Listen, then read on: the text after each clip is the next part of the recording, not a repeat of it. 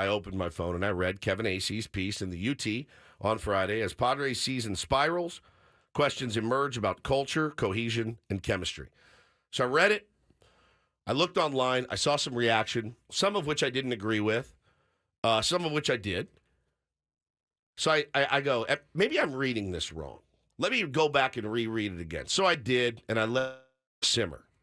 Then I read it yesterday on the plane, again, as I was coming home. And then I read it again this morning. I grabbed the blue highlighter and started highlighting things. This is the fourth time I've read this article. And I know I'm supposed to come in here this morning with a flamethrower. And I got a flamethrow AC. I got a flamethrow Manny. I got a flamethrow Seidler. I got a flamethrow Preller. I don't know, number one, if there was much in that article that we didn't already know. There's a ton of things we talked about all season long. All season long. We talked about it. Right back to the hit by pitch incident in Seattle that we talked about extensively. I was livid at that moment. And to hear, though, it was kind of cool to read that and to go, all right, I got that one. That one I was right on. That clearly people noticed that. That kind of stuck in their craw. And we saw the flip side of it when one of the Mariners got hit and the entire team jumped over the railings and they're ready to fight somebody. And, we'd said all season long, this team does not play for each other. They do not care about each other. They like each other. And I'm telling you guys, when I tell you every single person we've asked, and I got some people that are very close. And I'm not talking about Skip Schumacher. He's the manager for another organization. I'm talking about people in the organization that are very close with the team all the time. And you know what they told me? No, they get along. They get along. Now, getting along. The vibes are right. The vibes are fine. They're as confused as you are. They're as confused as everybody is. But they do not like each other. Have there been some headbutting this season? Absolutely. Absolutely there has been. That's standard. The Braves have had some headbutting this season. Every team has had some The Astros. I mean, Astros are getting, Dusty Baker's getting called out by one of his own players every day for not playing him, Chas McCormick. And the media is pounding Dusty, and they're having a, really nice season. Snitker's catching heat. It happens in clubhouses every single year. But, man, I'll say this. I read the piece. I saw people mad at Kevin for putting this piece out, and I said, well, he's quoting Manny Machado. Like, these are direct quotes from Manny. So I do think it's definitely worth a discussion today. How did you feel about it, Benny, when you read it? I was also a little confused as to, maybe it's because we've been so close to it for so many months, and maybe some people reading it for the first time or people who had become a little disengaged from the Padres. Sure. It felt shocking. I guess to me, it didn't feel shocking at all. It felt like this was a team that was put together. I know it has some of the best talent in baseball, and I know it hasn't worked out. So clearly, we know they have some issues, and they've been trying to figure out what those issues are. This piece went through some of them, and, I think it laid out some of the areas where Manny Machado is not an absolutely perfect ball player, just like the rest of them are not perfect ball players. Manny has his own style, and it doesn't necessarily translate into being like the vocal, get up in front of a room, give a speech kind of leader style. Now, he can also be a very effective leader when he is, just kind of putting the team on his back like we saw last season and carrying a club and getting out there, making spectacular plays, getting in the dirt, diving. I mean, Manny Machado has many, many, many positives. There's a reason why he is one of the best players in baseball and on track to make the Hall of Fame someday. But he's not perfect. And I think we knew that already, just as Juan Soto's not perfect, Xander Bogaerts is not perfect, Fernando Tatis Jr. is not perfect, Jake Cronenworth is not perfect. It's a question, and neither, by the way, is Freddie Freeman or Mookie Betts. They may feel perfect, in this moment because their season's gone so well, but they're not perfect either. It's figuring out how to get all your kind of flaws to balance and mesh together into a better cohesive unit. And that's something the Padres were just not able to do this year. No, not once. I mean, now they are. A little bit. A little bit. It's hard to say. They beat the A's. Right.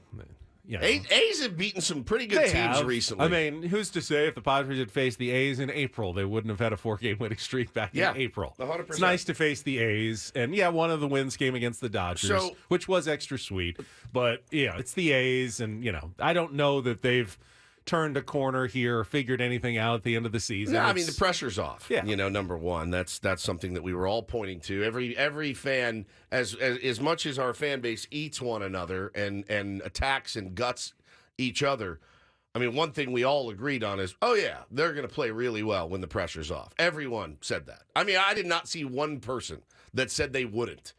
They're going to continue in this manner till the rest. No, we all knew. Everybody knew that when the heat was off, they were going to go, hey, let's go out and have some fun, guys. We're out of it. Let's maybe spoil a couple of teams' runs, right? We all knew that. The part of the article that I think I was most disappointed in, and let me preface this by saying, we've talked to Manny Machado 100 times. We've seen him down at the ballpark. You've heard his interviews. We've interviewed him. If you're looking to Manny Machado to make some beautiful, fiery, eloquent speech, that's not the guy. He's about as baseball cliche as you're going to get, ever. The cliche book that Crash Davis gave Nuke LaLoosh on the bus, that's Manny Machado to a T. Yeah, we just got to play him one game at a time. Good Lord willing, things will work out. That's baseball. We just got to keep playing baseball. How many times we heard that? Don't worry about it, man. At the end of the year, you look at the back of our cards, we're going to be where we need to be. This is the cliche fact. Don't overreact. Yeah, don't overreact. To anything. I mean, that's his mantra. It always has been. Which sometimes is just what a team needs. 100%. Unfortunately, this team needed to react a little bit sooner this year. And they kept saying, we don't need to overreact. We don't need to overreact. And maybe you should have. By the time that they realized, oh, wait, maybe it's not just going to automatically happen, it was too late. So this is the part that sucked for me. This is the part that really sucked. And it's under the subcategory in the article of follow-through. Padres had what some estimated were 8 or 9 team meetings. Some among players, some had members of the uniform staff and or front office. In all of them, it felt like an agreement had been reached and plans had been laid out to get the team on a path of cohesion.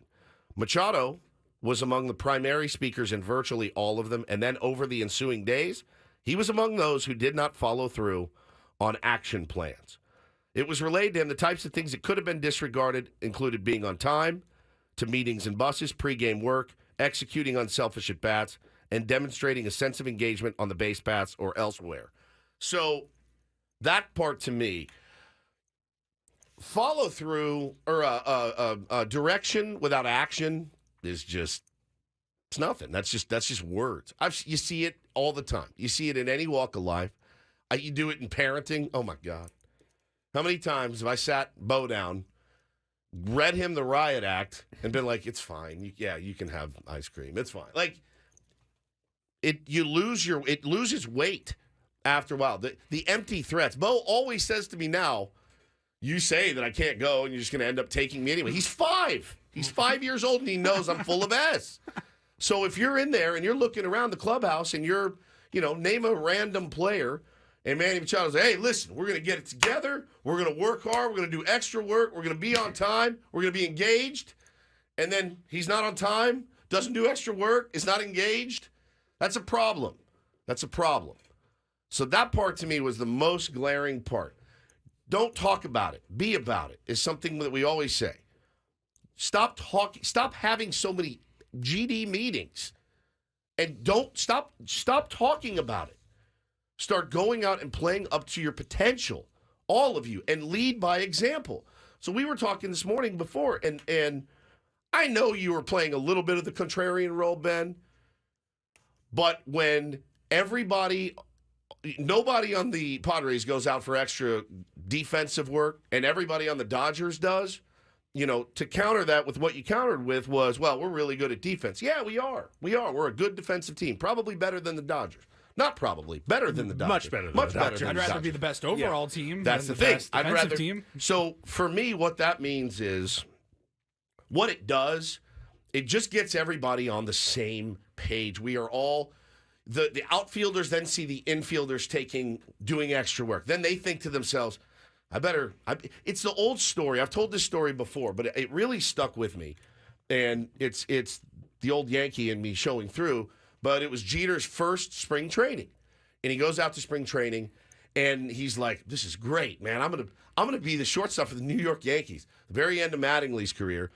Spring training practice is over, and Jeter's walking off the field, walking back to the clubhouse. Sprinting past him is Don Mattingly, who won an MVP. And he goes, oh, yes. If he's running, I better run, right? It's that kind of stuff. Yes, it may look like eyewash, but I think that stuff's important. I don't disagree with you. I don't want it to be thought that we have heard a bunch of stories that the Padres players don't work hard, because the opposite is true. I hear more stories that maybe some players work too hard and do too much, individually to try to figure things out. So it's not like they're a bunch of lazy guys who just don't want to put in the work. Would you agree with that? Yeah. No, it's not that. Absolutely. But I think you're right in that what they haven't focused on is doing those cohesive team things together.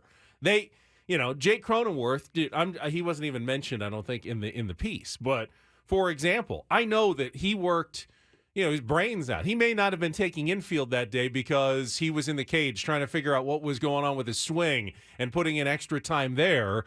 But that has a cost. When you're working on your own by yourself, in a cage on a machine, you're not building that cohesiveness with your teammates. So, what's the right balance to strike between working on your own versus going out and, taking grounders on the field when I feel like, God, I need to be taking some more hacks back in the cage. I shouldn't be out there. I feel like this team constantly battled that that yin and yang, that push and pull about what they should be doing to try to figure out why they weren't playing so well. Yeah, we can talk about this probably the majority of the show today. There's that much in this article. And again, I don't think it was a bad piece. Honestly, I don't think that there's a reason to drag Kevin Acee for this, not for this piece. I took exception to puff pieces about Matt Carpenter last week, because nobody needs another puff piece about Matt Carpenter and how diligent and hardworking he is when the guy never plays and was absolutely terrible and is paid way too much money for what he's given. That I have a problem with. This one I didn't. Yeah, did his job. Talked to guys. They told him what's what. He gave Manny a chance to respond, quoted him extensively. Yeah. I mean, in the piece, he actually said Manny Machado is not necessarily the problem or even a problem on this team. So everyone who read that and said, Kevin's saying that Manny's the problem, he specifically said that wasn't the case in the piece. And I thought it was fair, and I wasn't all that surprised when I read it. And somebody just asked us in the chat, did you read Will Meyer's tweet regarding the article? And yes, I did. And I read Yonder Alonso's tweet. And I think when we come back, we can talk about those because I can pretty much disprove Will's ASAP. Fair enough. All right, like easily.